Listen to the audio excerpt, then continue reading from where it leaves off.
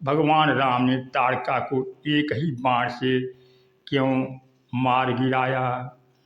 गोस्वामी तुलसीदास जी दोहारी रामायण में एक बाण का वर्णन करते हुए कहते हैं, एक शब्द को दोहराते हुए कहते हैं कि ईश्वर का एक बाण है, एक भरोसो एक बल, एक आस विश्वास, स्वाति सलिल रघुवंश मणि, चातक तुलसीदास।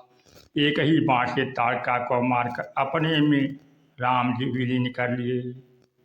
इसका तात्पर्य क्या है? सांसारिक लोगों से बदले में प्राप्ति की आशा छोड़कर ईश्वर के अतिरिक्त और किसी से आशा न रखें। तब यह समझें कि हमारी ताड़का मारी जा चुकी, उसकी सदगति हो गई। भक्त लोग भगवान से प्रार्थना किया करते हैं। गोस्वामी तुलसीदास जी प्रार्थना करते हुए कहते हैं, यह विनती रघुवीर गोसाई। भगवान से कहते हैं कि आशा विश्वास और भरोसा आपसे ही बना रहे। यह विनती रघुवीर गोसाई, और आशा विश्वास भरोसो हरौ जीव जड़ताई। हमारे मन में औरों से न तो कोई आशा रह जाए, न विश्वास रह जाए और न कोई भरोसा रह जाए।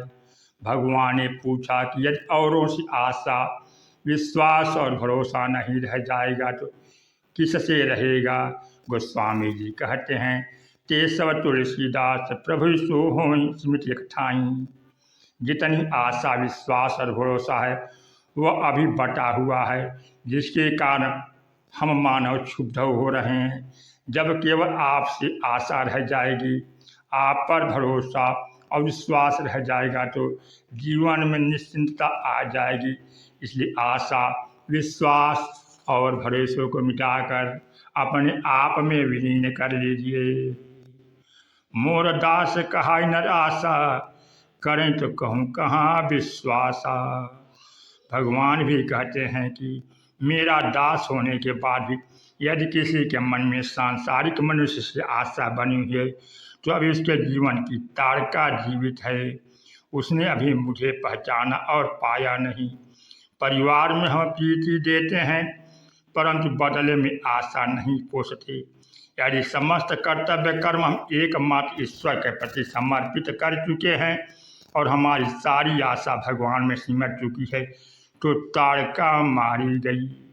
पहले मन की दुराशा मिटे, फिर उसके बाद अहल्या का उद्धार होगा। गोस्वामी तुलसीदास जी कहते हैं कि राम जी के द्वारा विश्वामित्र जी के यज्ञ की रक्षा हो जाती है। विश्वामित्र जी प्रसन्न हो जाते हैं और जनकपुर से विश्वामित्र जी को आमंत्रण आता है सिया स्वयंवर में पधारने के लिए।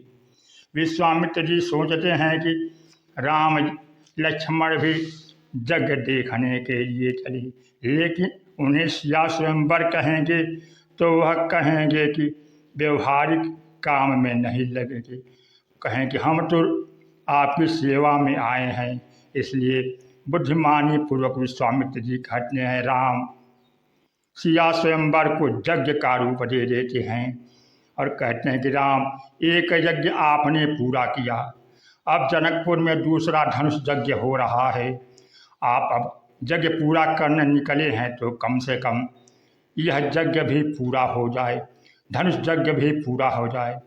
हमारे यज्ञ मारीच सुबाहु विक्षेप करते थे, जनकपुर के यज्ञ में रावण बाणासुर विक्षेप करेंगे। यह महर्षि का यज्ञ था, वह राजर्षि का यज्ञ है, वह भी पूरा हो जाए।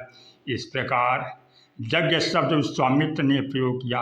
राम समझ गए कि प्रभु बुद्धिपूर्वक बोल रहे हैं, मुझे लेने जाने की इच्छा है। अर्थात धनुष यज्ञ की बात सुनते ही राम जी प्रसन्न हुए। धनुष यज्ञ सुनी रघुकुल नाथा, हर्ष चले मुनिवर के साथा। विश्वामित्र जी के साथ राम लक्ष्मण जी के साथ जाने के लिए तैयार हो गए।